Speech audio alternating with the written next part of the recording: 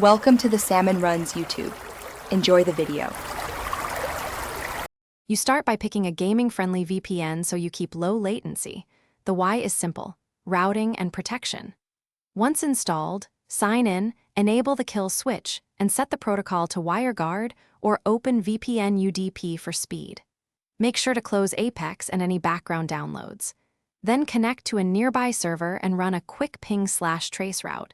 If latency is under about 80 ms, you're ready to proceed to in-game network settings and matchmaking adjustments. Once done with the VPN link, launch Apex without connecting first. You want the client to inherit the VPN route. You'll change Apex to exclusive full screen to minimize packet jitter and make sure Steam/Origin/EA app aren't syncing. If you're on a router, enable UPnP or forward EA ports to the VPN gateway to avoid strict NAT. Also match the VPN server region to the queue you want, so your matchmaking and friends list behave predictably.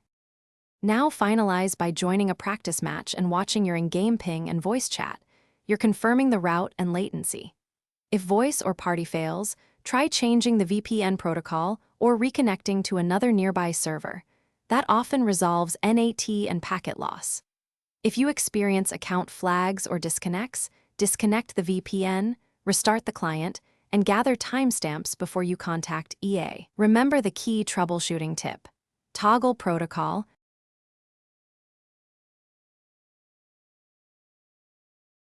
Thanks for watching. Consider subscribing if we helped you.